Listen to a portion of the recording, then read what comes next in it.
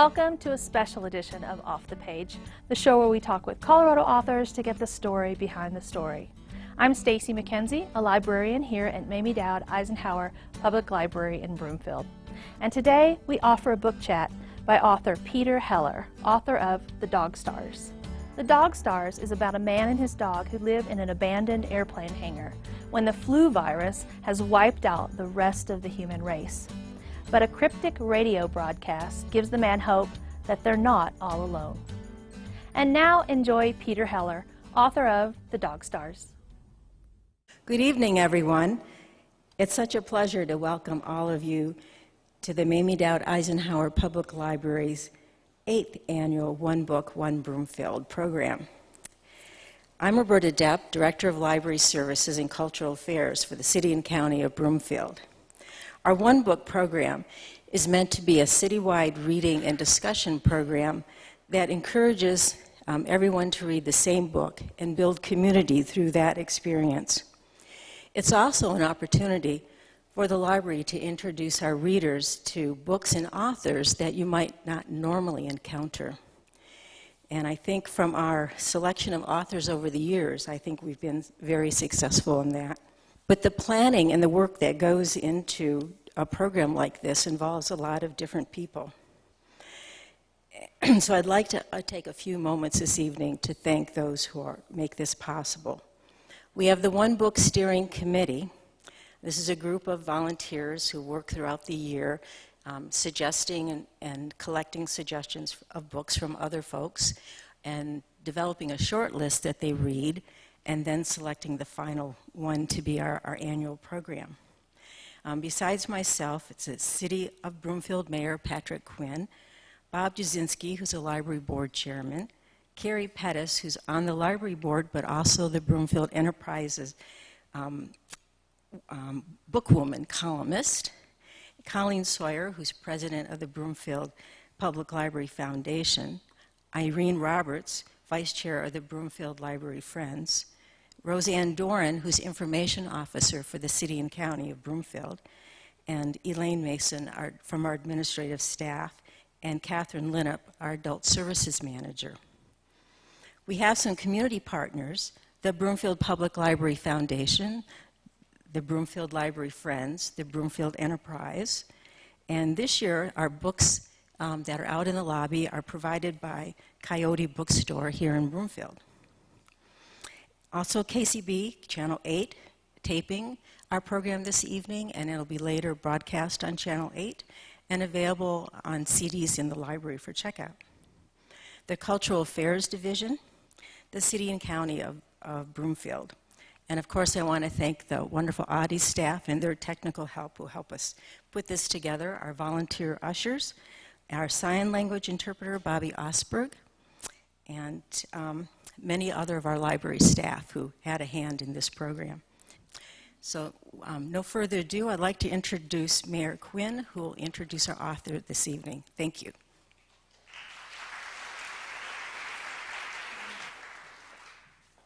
Well, good evening, everybody. We don't seem to have the snow that we have every other year, so that's kind of nice. One of our books was the Hotel on the Corner of Bitter and Sweet, and I will tell you, this is bittersweet for me tonight. You know, Carlene and I will say from our hearts that one of the most enjoyable things we've done in this 6th year has been this One Book, One Broomfield, and so it's a delight to present our 6th book. His debut novel, the subject of tonight, Dog Stars, was published in 2012 and was named the Apple iTunes iBooks Novel of the Year.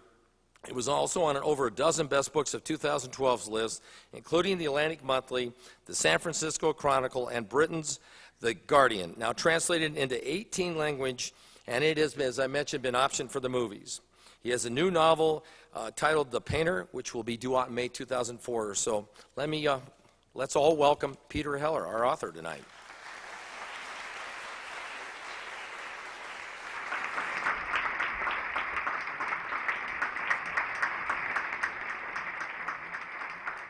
Remembered to turn it on. Amy. Wow, thank you, Mayor Quinn. That made me want to go take a whole bottle of ibuprofen, that introduction. It is such an honor to be here. These one book things are such a great service to reader communities, to communities in general. And I want to give a huge thanks to the Library Foundation, the Library Board, to Roberta, to Mayor Quinn, to Catherine Linnup for reaching out and getting me here, and to the sponsors, to the city and county. It's just a remarkable thing. It's a very beautiful thing in a kind of a crazy world to do these. And I feel so honored. I was telling the mayor and some of the others last night that this isn't just another reading for me, because this book half of the book takes place just 6 or 7 miles north of here at Erie Airport. And so this is sort of ground zero. I mean, it's sort of like giving a reading, in this setting. It's really neat. So thanks for coming out. I'm going to read to you guys a little bit. Tough. I don't think we get read to enough as adults. And one of my favorite things as a kid was when my dad used to read to me. He put me to bed every night reading poetry and Treasure Island and stuff. And I love getting read to. And I remember I went to, do you guys know James Lee Burke, the Dave Roby Show novels? They're about Louisiana. They're really wonderful Cajun crime novels. And I love them. And they're big, best-selling crime books. And I remember James Lee Burke came to the tattered cover, and I'd been reading these for years. I'd even gone down into Louisiana to find out, meet some of the people in the books. And I ran upstairs, squeezed into the back, and he got up and he said, "Okay, I'll take questions now." And I raised my hand and I said, "Well, aren't you going to read?"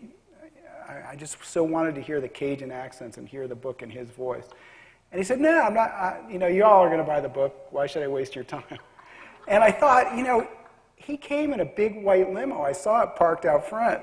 And he didn't even, earn his supper. So I am going to read just a little bit, even though I know most of you probably have read the book, because I think it's nice to hear it, in the voice of the author. So just a couple minutes. The Dog Stars 1. I'm going to start right at the beginning. I keep the beast running. I keep the 100 low lead on tap. I foresee attacks. I am young enough. I am old enough. I used to love to fish for trout more than almost anything. My name is Hig, one name. Big Hig, if you need another. If I ever woke up crying in the middle of a dream, and I'm not saying I did, it's because the trout are gone, every one. Brookies, rainbows, browns, cutthroats, cutbows, every one.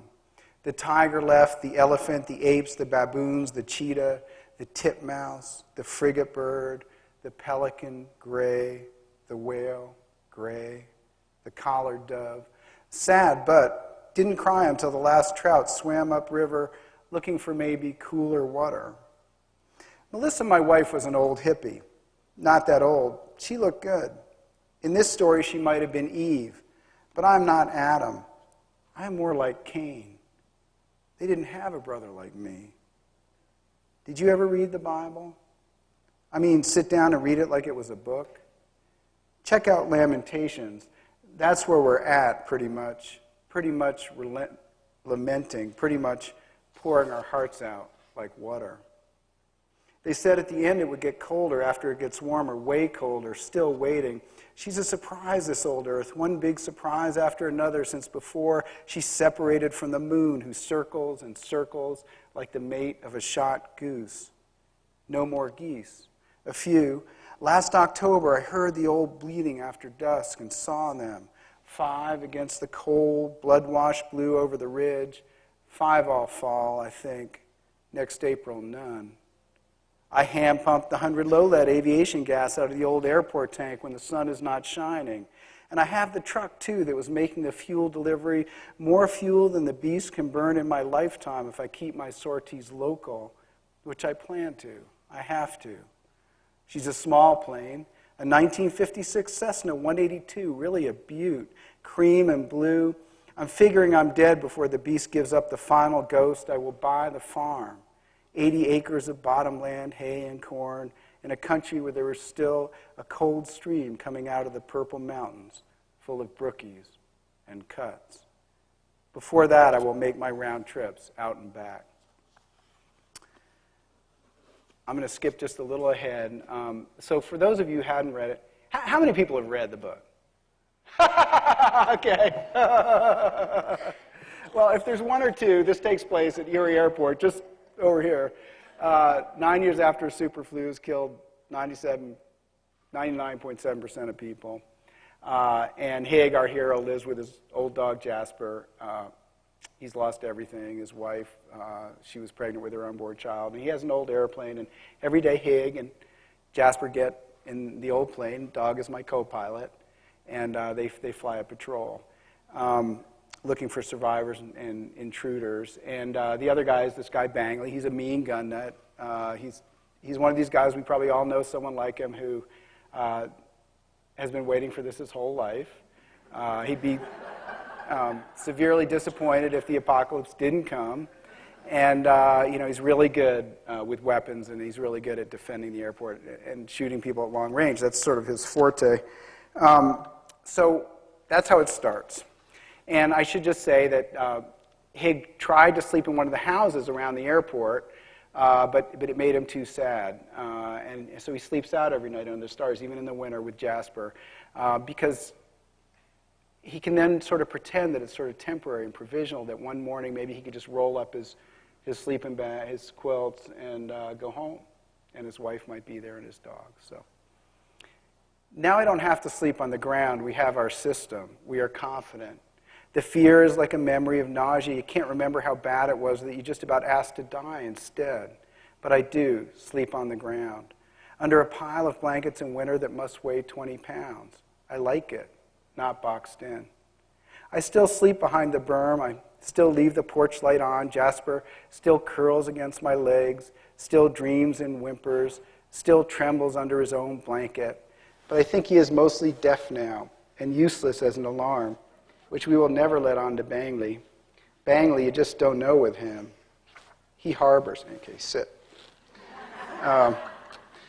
Might resent the meat I share, who knows? The way he sees it, everything has a use. I once had a book on the stars, but now I don't. My memory serves, but not stellar. Ha! So I made up constellations. I made a bear and a goat, but maybe not where they're supposed to be. I made some for the animals that once were, the ones I know about.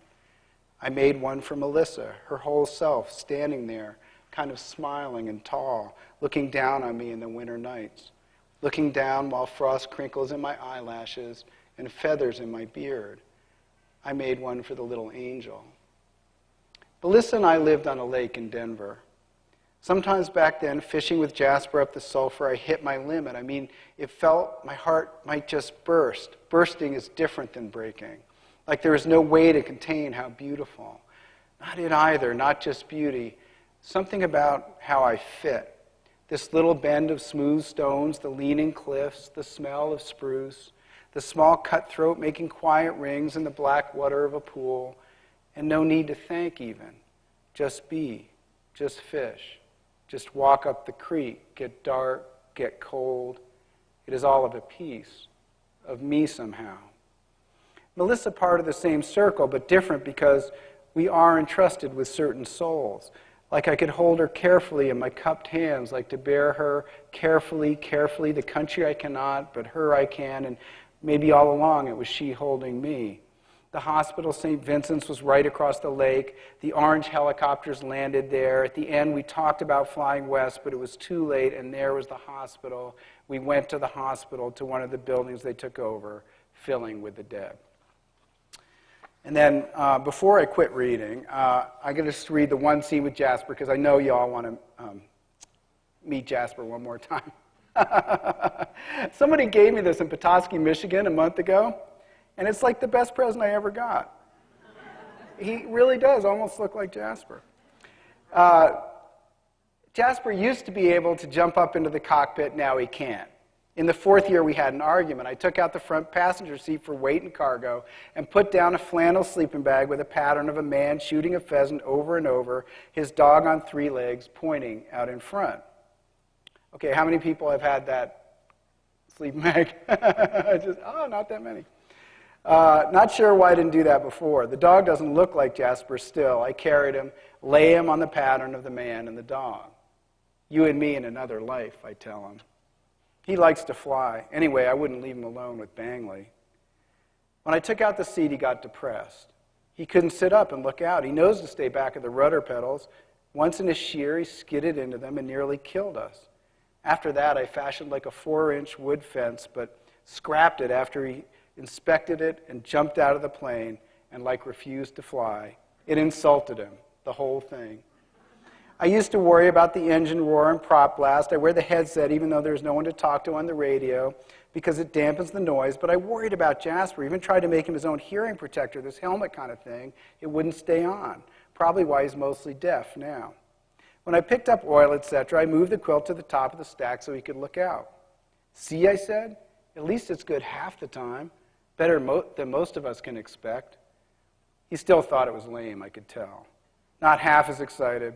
So now when I'm not picking up, just flying, which is most of the time, I bolt the seat back in. It just takes a few minutes. Not like we don't have time. First time he sat up straight again and glanced at me like, what took you so long? Then looked forward real serious, brow furrowed like a co-pilot. His mood it lifted, palpable as weather. He's getting old. I don't count the years. I don't multiply by 7. They bred dogs for everything else, even diving for fish. Why didn't they breed them to live longer, to live as long as a man? So I want to tell you guys a little bit tonight about how I came to writing this book. It was a sort of a long, tortuous process. And so Dad read a lot of poetry to me when I was really little, like 6, 7, 8. And so the first thing I wanted to do was be a poet. And then I want to tell this story because we're in a library tonight. I was about 11 years old, and I was walking around the little library. I was in New York City, at our little school, and I was looking for a book, and the librarian was named Annie Bosworth, and she was English, and I had a crush on her, and I would have married her for the way she said my name. Pita, you know the way they say it like that. So she said, Pita, are you looking for something to read? And I said yes. And a good librarian, a great librarian, just knows. I mean, they just have this instinct. And so she guided me over to the fiction, and she pulled out In Our Time by Ernest Hemingway. It was that book of those Nick Adams stories. Most of them are in Upper Michigan, and those beautiful vignettes between them. And I took it home, and I cracked it open, and my heart just about burst out of my chest. I mean, I wanted to do that. I wanted to hop off a freight in Upper Michigan and a train and backpack through burned out woods and walk through grass that wet my pant leg with dew and make camp by this beautiful river, the Big Two-Hearted River, and I wanted to fish for those gorgeous trout. I wanted to make cowboy coffee, whatever that was, and burn my tongue just like Nick. And then I wanted to have a girlfriend that could row and fish like a man. I thought that was pretty cool. And then break up with her. And I don't know why he did that, actually, in the end of something. I think it was because she was too good for him. So here I was 11 in Brooklyn, New York. I wanted to break up with her because she was too good for me. And then complain about it with my buddy. But most of all, what I really wanted to do was I wanted to write about it the way this guy did. There was something about the writing and the way he told the story that just went right into my cells. And so I did all the things you do when you really want to be a writer, and I read the dictionary. I copied stories and poems by people that I loved, and I would tape words up that I didn't know. I heard Jack London did that, so I would make cue cards and tape them up. And then, I studied literature in college. I studied biology, too, because I knew that I wanted to write about the outdoors, so I studied, botany. I thought it would be good to know the difference between a spruce and a pine. And I got out of college, and nobody told me in the English department that you couldn't make a living being a poet or a short story writer. And I thought that was kind of mean of them. And, but I had this friend in Boulder. I was out in New Hampshire, and he was one of my best buddies in college. He said, "Hey, come out. I got this cheap house in Boulder, and there's a room, and it's pretty cheap, and we can kayak." We were both really passionate kayakers, and so I came out, and I was writing poetry and short stories in my room, and I was kayaking as much as I could, and I was delivering pizza at night and teaching kayaking. And one day, one of my buddies said, "Well, where's this going to lead? Why don't you combine your interests, and why don't you write for Outside?" And the great thing about being young and dumb is that you don't know what you can't do. So I went down, I got a copy of Outside magazine, I opened it up to the masthead, and I found a senior editor's name that sounded nice. Laura Honhold, and it's one of these Dutch names with like 5 H's. I still don't know where to put them all. And I got the main number for Outside in Chicago at the time, 800 number, and from information, I called it, and the receptionist picked up, and I said, "I'd like to speak to Laura Honhold, please." And she put me through, and the phone rang, and then it picked up, and she said, "Laura here," and I sort of I got my breath, and I started talking really fast. And I said that I had published a short story in Harper's, which was true. I mean, it was in the reading section up front. It was just kind of like a reprint of a story that had been in a college journal. But it was in there. And I said that I paddled Class 5, and I said, "I think you should send me to China on this expedition." And there was this long, considered pause, and she said, "I'm going to take a chance on you. I'm going to pay half your expenses. We've heard about this expedition, and we don't have a writer that can paddle Class 5, and so I'm going to pay half your expenses, and if you write a good story, I'll pay the other half, and I'll buy the story." And I realized when I hung up that I was expendable, and that's why she was sending me, because I didn't want to lose any of their other writers, because they were probably pretty good. And so anyway, I was okay, and I got my gear together. I was all excited, and I flew to Chengdu in western Sichuan, and I met the group, and we went into the mountains, right on the edge of the Tibetan Plateau. And the idea was to do this river called the Doud River. It was to do a first descent. And what we had was 2 paddle rafts, 7 people in each, and 3 kayakers. There was a couple that was on their honeymoon, and they weren't, everyone else was professional river runners, and they weren't, but they were athletic, and they were strong, and they were really game, and they loved canoeing and stuff. So they figured they'd just separate them between the 2 rafts, and they'd be fine. All they had to do was follow directions. And so we were going to do a training run up on a tributary, and so we drove up into the mountains, and the river was just beautiful. It was class 3, 4, nothing tough, just had a nice rhythm, and we started getting our gear together at the put-in, and you could see that it was raining really hard upstream, and there were dark, dark clouds, and you could see the river was rising. By the time we put on, the river had risen quite a bit, and it was pretty raucous. It was actually, kind of heinous. And so we put on, and I remember I was surfing a wave. In kayaking, you can play on a wave, and I was surfing, and I peeled off, and I came around the corner, and I saw a paddle raft in a big hydraulic doing cartwheels, empty. And you don't want to see that when you're a kayaker. And so I paddled ahead as fast as I could, and I saw a helmet in the water, and I paddled towards it and went into a log jam. And I saw that it went right into next to another helmet into like a funnel of logs.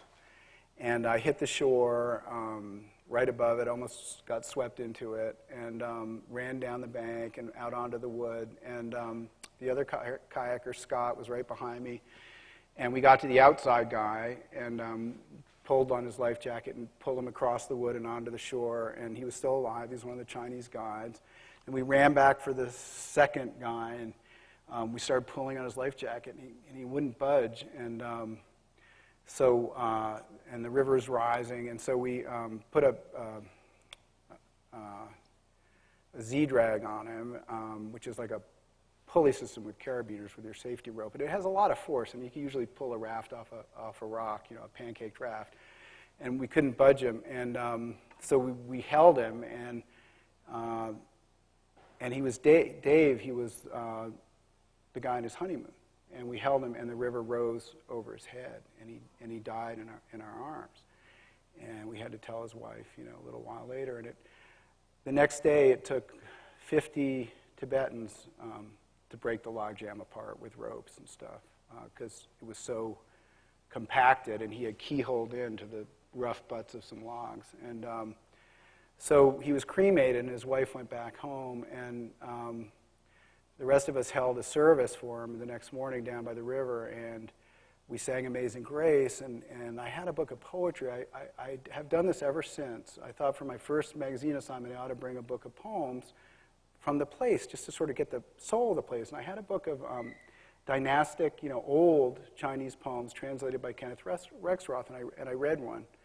And then we were like kind of traumatized, and they revoked our permit, and so we just drove around up on the grasslands in an area that had not seen Westerners since 1959. It had been closed. And there were people who lived up there in yurts and herded yak on horseback, and they carried the yurts around on travois, just like the Plains Indians, the long poles. And one morning, we were camped by a little creek, and we were all just sort of stunned, by grief. And it was so beautiful that it was like just grassland with mountains in the distance, snowy mountains, and there were cranes. And, the creeks were just these sinuous streams on the grass. And one morning, Scott, I was sharing a tent with Scott, one of the other kayakers, and, the ground was thundering. And he said, "Hey, wake up, wake up." And I stuck my head out, and there were 50 horsemen just thundering across the grass, all with spears stirruped in, and they had belted long coats with daggers, and they had snow leopard trim. And it was surreal. It was like being on the Great Plains in like 1870. It was remarkable. And they were all on their way to a funeral of an elder, and they'd never seen Westerners. And so I came back from that, and I called up Laura Honhold, and I said, "Hey, Laura, I'm sorry I can't write your story." She said, "What happened?" And I told her, and like 45 minutes later, she's a busy editor, I mean, her calls are quick, and 45 minutes later, you could have heard a pin drop the whole time. I finally finished, and she said, "Go write it." And I did, and it was their submission for the National Magazine Award that year. And it was a really odd way to start in journalism. And I knew that if I didn't get on the river right away and paddle something hard and take another story, that I probably wouldn't kayak anything hard ever again. And so I got an assignment to go with a Russian Kiwi expedition to the Pamirs to run this thing they called the Everest of Rivers, way up in the high Pamirs in Tajikistan along the Afghan border. And 5 of the 11 people who had tried it the time before had died. And so it's an intense river.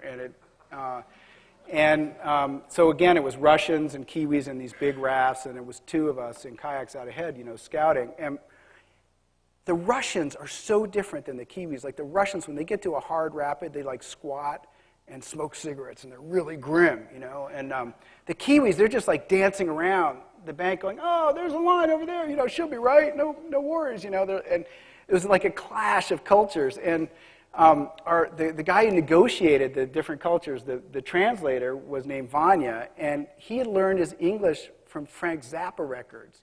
So he could sing, Quinn the Eskimo, and he knew all about don't eat the yellow snow and everything. And he was a riot. He had the year before, he told me, guided in the same area a geology expedition. And in the next drainage over was a team of international scientists looking for Yeti. And it was led by a French scientist. So he said, "Pete, so one night I cut out like they had a 10th floor or something for a stove. I cut out a foot. I put handle. And he went along this creek where it was stony, and it was a snowbank, and on the top of the snow, he just went like this. And he said, and Pete, next day, they found it, made international headlines. But only one problem, was all left feet. And so it was like, the trip was like the perfect antidote to the last one. Nobody died, you know, everybody, it was awesome. And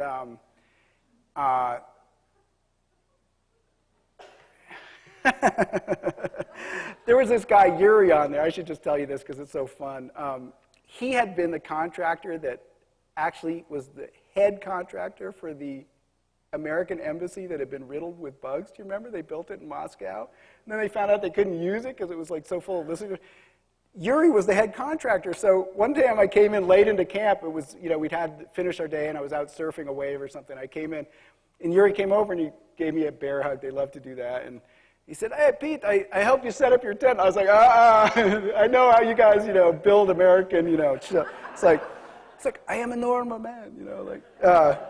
Anyway, it was a good antidote to the last trip, and that sort of launched this path of writing about adventure and writing about what I love most, which was being on rivers and wild country. And as I did more and more of these expeditions, it became very apparent to me that the ecosphere was unraveling. And I mean, I would do assignments, say, in the ocean, and I would go snorkeling in a place I'd been 10 years before, and now the reef was bleached and there weren't very many fish where there had been before. And I kept seeing these kinds of things again and again, and so I started writing. You know, it became apparent that you can't just write adventure stories. I mean, there's more. You know, you need to take responsibility in some way and start talking about what was going on. And so I wrote more and more environmental stories. So, you know, that led to this long career of doing that. And about 2.5 years ago, I realized that I had like 9 months ahead of me where I didn't have to take an assignment. I had enough money saved up, and I thought, now's the time. You know, it's time to do what you've always wanted to do since you were 11. It's time to write a novel. And I didn't want to know what was going to happen because I always knew all the nonfiction books I wrote and all the stories, of course, I knew the ending, and I always knew what was going to happen next because it happened. And I wanted the surprise. I wanted that feeling of when you run a river that you've never done before, that hasn't been well described. You come around a corner, and there could be a waterfall or a pool or a cougar drinking, and you just get surprised. And I wanted that thrill. So I called my buddy Carlton. He was my best friend in high school, and he was the executive producer and showrunner for Lost, that TV show.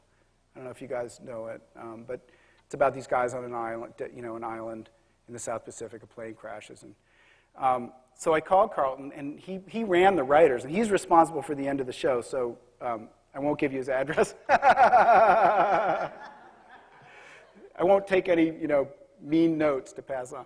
But I called him. I said, "Hey, Carltoni, do you know any novelists who just start with the first line and have no idea? Like, don't plot at all. Don't, you know, just have no clue." And he said, "Oh yeah, no, I know Stephen King. I've worked with him. Oftentimes he'll start with the first line, and that will be a voice, and then that will be a character, and then it'll be a place somewhere, and then that'll be a situation, then it's a story." And he said Elmore Leonard too, which really surprised me. Those tightly plotted, you know, crime novels in South Florida. And so it sort of gave me permission.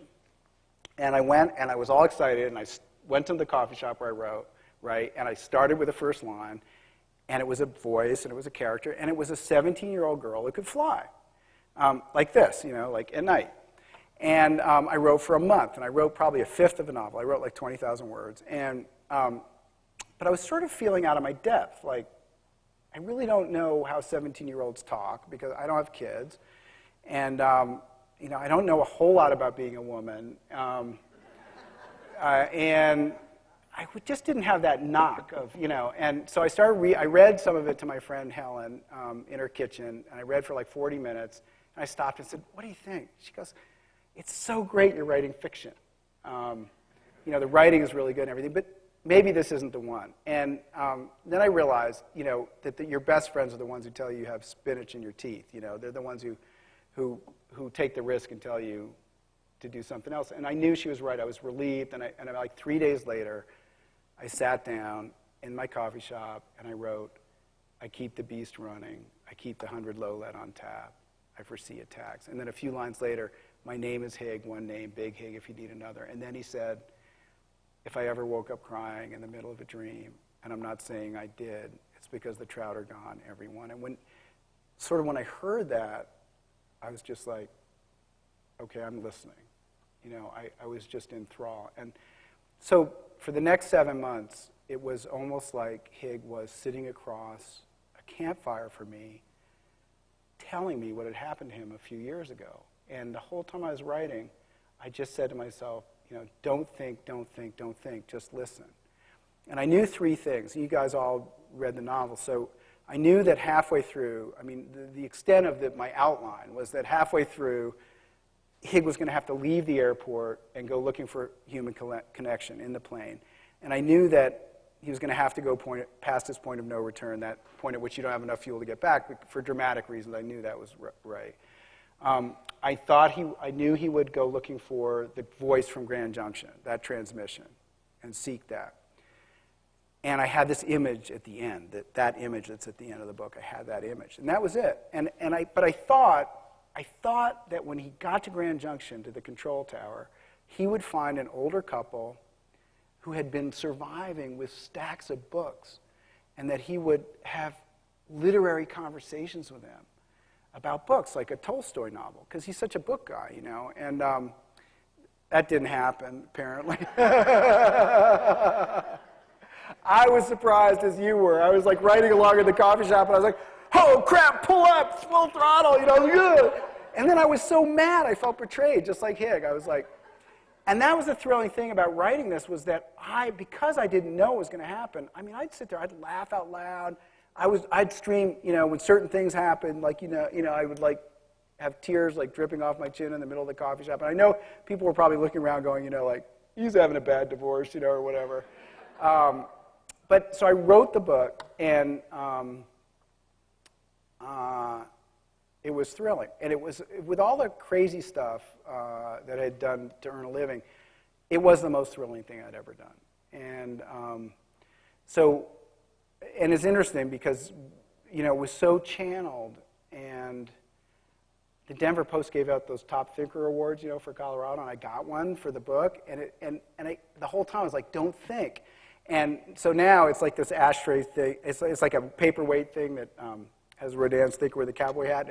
And now when I do something dumb, my wife holds it up and goes, Top Thinker, it's like, but it was ironic because the whole process was about just listening. And so then I knew that I would have to write the second book right away, and that process was completely different.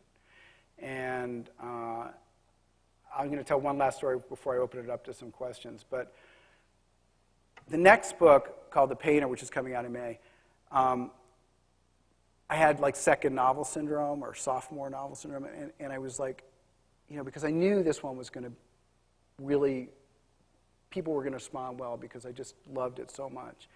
And, people, the editors and stuff in the house loved it so much. And I thought, okay, you better get moving on the next one. So by the time it comes out, you're already done or most of the way through the next one. So I worked really hard, but the whole time I was like, this doesn't have a dog. It doesn't have an apocalypse. It doesn't have a plane. How could it be any good? And also, I'm thinking about it all the time. I'm thinking about what's going to happen next, and should there be a brother, and what should happen, and where should he go? And so I was in Paonia, Colorado, little town. You guys probably know it. And there's two shops in Paonia that have an espresso machine. One's just like a little sort of cubbyhole. But the real coffee shop that has an espresso machine has one table in the middle. So you're going to talk to someone who's in there. And who was in there but Paolo Bacigalupi, the great science fiction writer. I don't know if you guys know him, but he wrote Shipbreakers and Wind Up Girl, and he's won Hugo Awards, and he's like huge on the science fiction scene. He's an absolutely marvelous writer. And he's pretty young, and he's kind of cocky, and and he's like the perfect guy to talk to. I started talking to him because he's had big books, and he said, "Hey, let me tell you a story. I wrote one story that I told this last night. He said I wrote one short story that I just channeled in like a fugue state. Like I woke up and it was done, and I sent it in, and it won a big award, and I love it." I wrote a second story where I engineered the entire thing. I designed each character to interact a certain way in every scene, and I plotted every second of the story, and I sent it in, and it won an award, and I love it. And now I can't tell the difference. I love them both. And he leaned across the table and he said, your job is just to make sure it doesn't suck. And it's like, it took the pressure off completely. It was like the perfect thing to hear. I was like, oh yeah. I mean, what he was saying was, rely on your craft. I mean, you've been doing this for a long time. At the end, no matter how you get to the end, you can revise. You can take a bush hog through the stuff that isn't so great. And my wife is my first reader, and she's awesome because, you know, the slow stuff puts her to sleep, and she'll turn around. Like in the Dog Star, she said, there's too much goddamn fishing. You know, it's like too... So I cut it, you know, and so the idea is that you can add good stuff, you can, you know, and that every story has a different method, and that's okay. So that was a really great thing to learn. I'm going to take some questions now, because that's the funnest part, and then I'm going to read you one last little thing. Yeah.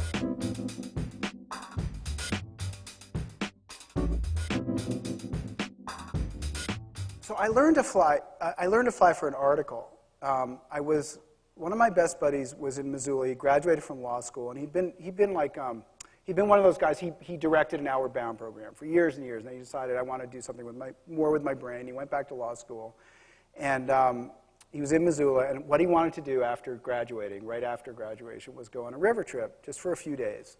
He had little twins, so it couldn't be a long trip. So he wanted to go do the Middle Fork of the Flathead, which is in the Bob Marshall Wilderness near Glacier National Park up in Montana. So the way you go in there is you go to Kalispell, and you throw your kayaks in a little bush plane, and they fly you into Schaefer Meadows. And the whole flight in, I mean, I loved the river trip with Adam, but the whole flight in, I was like, this is incredible. I had my headset on. I was like, you could see, we were so close to the ridge, you know, you could see the elk tracks in the snow going up, you know, and I was like, I said to the pilot, like, how could I do this? Like, how could I learn this? How long would it take? And he was one of these cowboy, you know, Montana pilots. He had a big mustache like this, and he said, oh, Pete, he said, give me, you know, $5,000 and 3 weeks of your time, we'll get her done. So I went back to Men's Journal, and I convinced them, and the idea was to write a story called, like, you know, How to Be a Bush Pilot in 3 weeks, right? So I went to Kalispell, I got a room at the motel, and I flew 3 times a day with these crazy bush pilots, and they handed me the Jeppesen book, you know, which is this thick, and most people do this ground school in like a year, right? They go every week for ground school. And they said, well, you can take your test in like the next 10 days or whatever. It's an FAA test on a computer, and so every night at the Thai restaurant, I would eat my green curry and, you know, study the book, and it was like, you know, I didn't even know what a flap was when I showed up. Seriously, I did not know anything about planes, except that they don't give you peanuts anymore. So I studied that. I flew with these guys, but my teacher was Dave Horner, and Dave Horner, turns out, was one of the great backcountry pilots in the world. He had 30,000 hours flying grizzly bears, wolves, and wolverines in Bob Marshall and Glacier, following radio-collared animals for biologists. And that is the most dangerous kind of flying because it's low and slow, and the basins are always above you, the peaks, and there's no margin for error at all. And he was the only guy that a lot of these biologists would fly with. So it was kind of like learning tennis from Roger Federer or something like that. I mean, like, it shouldn't happen. And he had been a logger up to when he had decided to be a pilot. He had been a logger. He'd been one of these truly, like, legendary big timber loggers up there. And I don't know if he'd ever even graduated from high school, but he was, like, super smart. And first time I looked in his plane, I remember he had this beautiful 185, and I was looking at it. He comes up behind me. He goes, Pete, I can fit 7 wolves stacked back there like cordwood. And they would move him. They would tranquilize him and move him, a whole, like, clan of wolves. And he told me that one time he had to move a bear from Schaefer Meadows, which is the place we had landed for that trip. And he said the boar, it was a huge boar, and it was so big that it took up, like, most of the fuselage, and that the head was right here, up by his hip. And that they tranquilize him with this tranquilizer that it doesn't knock him out. It just sort of, you know, paralyzes their muscles. And so he had the head right here, and he had a .44 Magnum in his lap. And he would taxi to the end of the grass strip, and he was doing his run-up, and he just glanced down, and he saw this. The bear was doing this, you know. And so he, you know, jammed on the emergency brake, ran around, opened up the jump door and, tugged with all his might and flopped the bear in the ground. And he kind of like got up and shook himself off. He kind of swayed and looked at him, and then walked off into the woods. And can you imagine if that had happened like 5 minutes later, like at 2,000 feet AGL? I mean, it would have been mayhem. But he was so great to learn from, because I would fly with him on his wildlife trips in between my own flights and learn so much about just, that kind of back mountain flying. But I was not a natural. Like, I was a natural surfer, I can say that. I have short legs, and I love getting thrashed by big water. I think it's from kayaking. And so surfing I took to like an otter, but flying, I'm scared of heights. And Dave would say, like, Heller, we're up there, like coming into Polson for a landing. He's like, you drive a truck, don't you? And I'm like, yes, sir. He's like, you drive a motorcycle, don't you? I'm like, yes, sir. He's like, it's not either one, it's a bird. Light adjustments. And then we'd land, and he'd look at me and go, you came in like a sick goose. That was atrocious. And, for Dave to haul out a word like atrocious and use it on me was like a great, special occasion. But anyway, at the end of the 20 days, I had my ticket. And it was sort of like a license to be dangerous. And then about a year and a half later, he called me and he said, hey, my buddy who is a biologist in Missoula who used his little plane to track his wolf, he helped reintroduce the wolf, track his wolves, is selling it, and he's selling it really cheap because the engine's timed out. And it's a 1956 Cessna 182, and guess what? It's the Beast. It's the exact same tail number, November 6, 333 Alpha, 333 Alpha. And so I bought it very cheap, and then knowing me, I thought I could nurse it for a couple of years, the engine. And I mean, the TBO, the time when you should overhaul that, they said it's a strong suggestion. It's not like a law. And so the engine basically went out over the divide with my wife, and lucky thing, she's extremely calm, and it was redlining, the RPMs were redlining, the prop was redlining, and I couldn't bring it back, and I sort of had this idea that the engine was tearing apart, and I said, Ting, I think we should turn back and we should land in Erie. And she goes, I said, why? I said, I think we're losing our engine. She's like, good idea. So we landed and lost all oil pressure, and when they rebuilt the engine, they said they'd never seen one that was so torn apart that wasn't in a live wreck, because the main bearing was spinning. And so that was very lucky. So now I have a really nice fresh engine, and the plane runs great. But I won't take you if you have dependent children. But I love to fly, just like Hig. I love to see how country ties together, and I love that feeling of being up there, that feeling where everything resolves into pattern. And I had two experiences, one very recent, which were sort of neat that way. It's my first novel, right? Everything I've always written happened. I tried to describe it exactly. So this is all made up. But, the sense of place I tried to get. So there's a woman, Terry Munson, who she sits at the desk at the FBO, the main building at Erie Airport, and she handles sort of everything that comes in. And she read the book, and she loved it. And she said, sometimes early in the morning when she comes in early and there's no one else there, she can look out and she imagines, Hig and Jasper walking across the tarmac. And I just thought that was so cool. And about 2 weeks ago, so Constantine Films bought the book they optioned it for a movie. And they made The Good, Bad, and the Ugly, and Once Upon a Time in the West, all those old Sergio Leone westerns. But they also made The Matrix and Resident Evil. So they have the good DNA, western story, but also apocalypse. And they love the story, and they hired a screenwriter, the guy who wrote Ali and Robert Stone's Nixon. He's like a really good screenwriter. And he wanted to come out 2 weeks ago, and just for his second draft, he wrote a beautiful screenplay, and he wanted to see Hig's world. And so he flew out, and he lives in Sherman Oaks in a mansion with a saltwater pool. And first we were going to go for an afternoon, evening flight, and it was way too windy, and I didn't want him to really have a bad experience his first time. So we just walked around, and he said, I've never had this experience of like walking through a book. It was really, really neat for him.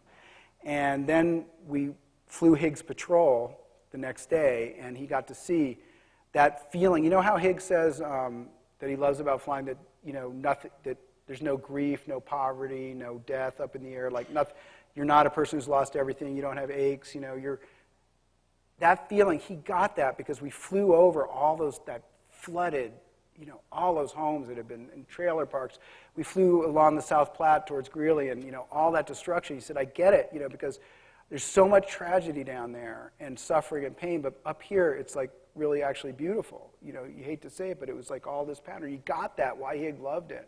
And then I took him out to the West Slope and we went fly fishing for 2 days, and he just freaked. I mean, we went up a little creek just like the one described in the Dog Stars, and he said, he emailed me. He said, my son and I are selling our scuba gear. And he already signed up for like an Orvis fly fishing workshop. Anyway, so that was neat. Yeah, it was cool. Yeah.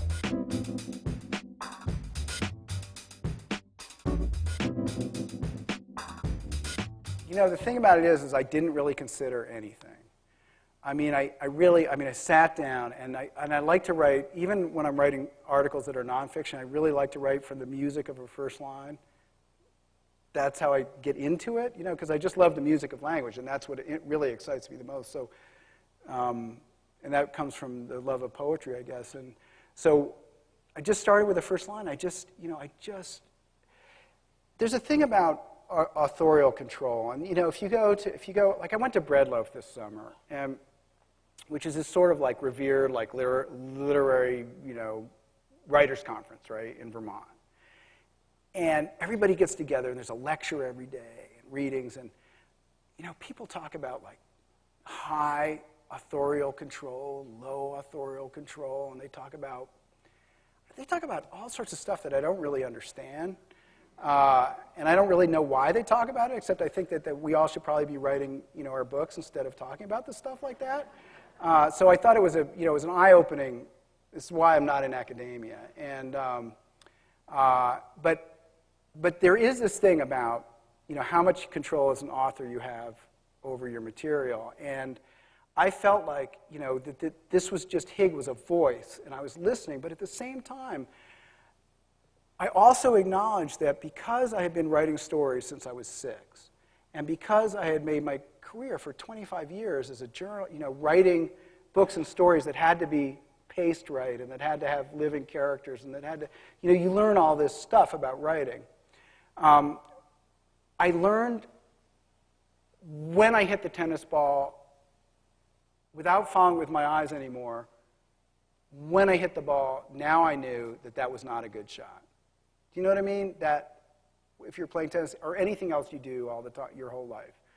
And that's that instinct. But you also know when you hit and it's a really zinger and it's a good shot. So as Hig's telling the story, it's sort of like I imagine it. Sometimes I think of it as like riding a spirited horse, where if you have like say a outfitting horse or a cross-country horse that really knows the country, you give it its head and it goes, and you just let it go because it knows better than you. But then every once in a while, because it's a horse, and you're supposed to be smarter than he is, he wants to go do something kind of dumb, like go down there, and that's not a good idea. So as Hig's telling the story, I would just nudge it over here and then let it run. You know what I mean? So there was always that give and take between the voice. And there's something also about listening to voices. Sometimes I think like how 100 years ago, someone who sits down and listens to the voices might be thrown in an insane asylum. But now we get to be novelists. I mean, I don't know. But I thought the more it's changed, I want to tell you a story. It's a little bit off peripheral, but it's so fun. My uncle is an architect in Vermont, and he just passed away. But one of his great old friends was an architect in Norway. And he told him this story. He had been given the commission for the Mental Institute in Oslo. And it had, over the lintel, carved in granite, it had Insane Asylum carved.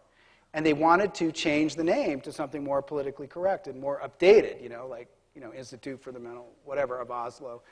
And so my Uncle George's friend decided that the most efficient, easiest way to change the name would be to pull the block out and flip it around and recarve the back side. And so they pulled it out and they flipped it around. On the back it said Lunatic Asylum.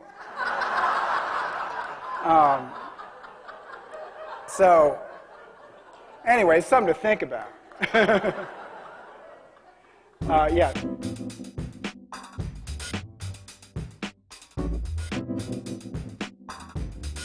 Okay, because I just followed Higgs' voice, I did that for a long time, and then I realized that the sentences at the beginning were especially at the beginning, were very fragmented. And then writers do this thing. I'm going to just fess up right now, so you guys can come away with like a secret about writers. Writers, I think most of the writers I know write by instinct, and we don't think a lot really about all the stuff we learn in college and literature classes about.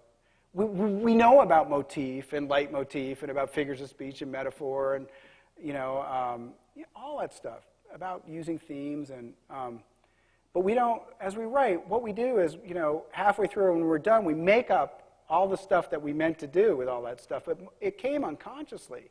But sometimes it comes so whole and so there's so many. So like in the Dog Stars, there's a theme that runs through. There's a sort of a ping again and again and again on Ode to a Grecian Urn.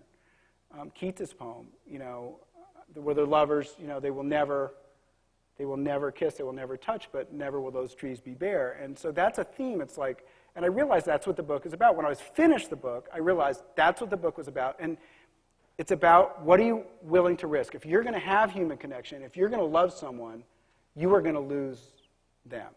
Sooner or later, somehow you are going to lose them, and it's going to hurt. And so if you are going to have love and connection, you have to have the pain with it. And even Jasper's quilt with the guy shooting the pheasant, he says, he'll never get the bird. He'll never shoot the bird will never fall, but neither will his dog ever die.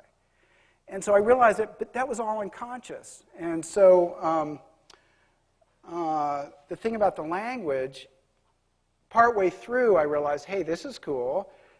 If you hadn't told a story if you hadn't spoken to anyone but Bangley for 9 years, and you'd never really told your story, and you were heavily traumatized the way Hig was, a guy who's lost everything, then your language is going to be broken. And then as you read through, as he warms to his story, I noticed that the sentences get longer and smoother, and especially as he establishes human connection and finds love, then the language really smooths out, and it made emotional sense to me. I didn't mean to do it, but it worked. I want to finish up, and I will take questions just if you come up to me afterwards, but I want to finish up with a poem.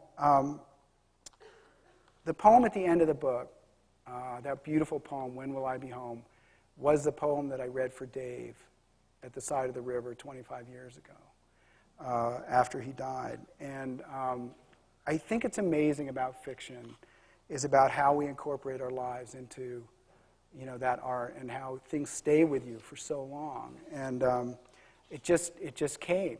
And I think it's one of my, maybe it is my favorite poem. It's by Li Shangyin. It was written in the 9th century. When will I be home? When will I be home? I don't know. In the mountains, in the rainy night, the autumn lake is flooded. Someday, we will be back together again. We will sit in the candlelight by the west window, and I will tell you how I remembered you tonight on the stormy mountain. Thanks so much for coming.